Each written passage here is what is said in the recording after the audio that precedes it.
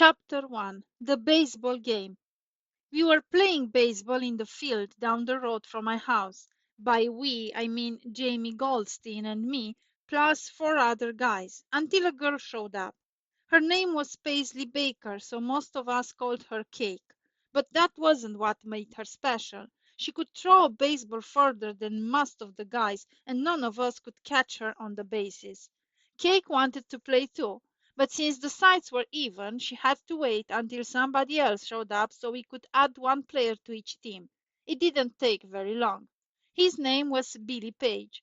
Most of our parents wanted us to call him Mister because he was older than some of them, but we were never able to do it. Much of the time, Billy acted like he was a kid, just like the rest of us. He also had a son named Harry who was pitching for the other team that day. So we put Billy on my side and sent Cake out to cover the infield. Harry Page absolutely hated Cake Baker and used to make fun of her in more ways than you could count. And it wasn't just nasty faces and wise guy names. He was full of dirty tricks and other mean things, including that absolute classic. He once dipped one of her braids in a bottle of ink. So, putting Cake Baker out there just a few feet away from him was a little risky. You could see it in the look of disgust on his face. I think he also made a few smart aleck remarks under his breath, but none of us could hear him for sure. Cake didn't seem to mind one way or the other. When my next turn to bat came, I hit an easy grounder to Cake and she threw the ball to Harry to force me out. Pretty routine stuff. What happened next was not. When Billy Page came up, it was a case of father against son, so most of us paid a little more attention than usual. Because he was so much older and bigger, Billy could hit the ball a lot farther than the rest of us. Usually, whenever he played with us, he took it easy, but for some reason, I think he really swung hard this time. He missed the first pitch by a mile. That made him look foolish and might have made him swing even harder the next time. On the second pitch, he connected with a loud crack and sent a vicious line drive straight back toward the pitcher. Harry never had a chance. Before he could even raise his glove, the ball hit him square in the face with a sickening smack that sounded like a water balloon crashing into a tree. I don't think I've seen such an instant collapse any other time in my life. Harry went down without making a sound. I thought he was dead for sure, but like everyone else, I ran full speed, hoping against hope, to where Harry lay in the grass, flat on his back. Cake Baker got there first.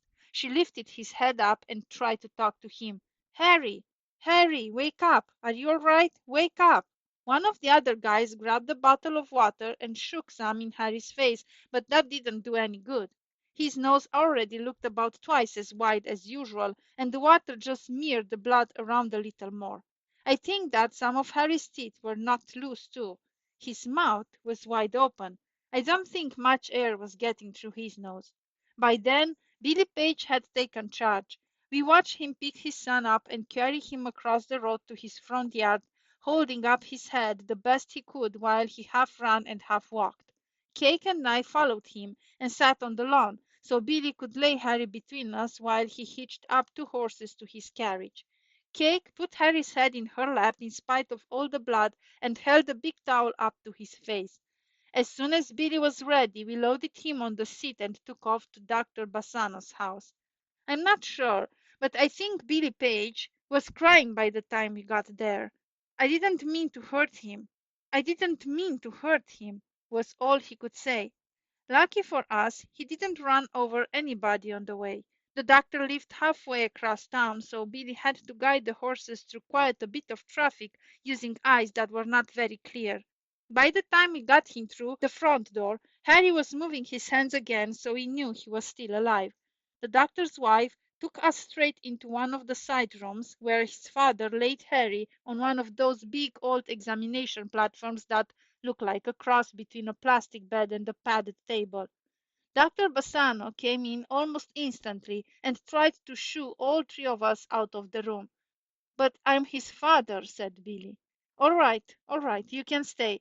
Just stand over there while I see what's going on. That's all Cake and I knew for the next 30 minutes or so until Billy Page came out and sat down beside us in the front room. They threw me out too, he said. They have to stop the bleeding and put his nose back together, but they've got him breathing okay. Let's just hope he doesn't have a scrambled brain.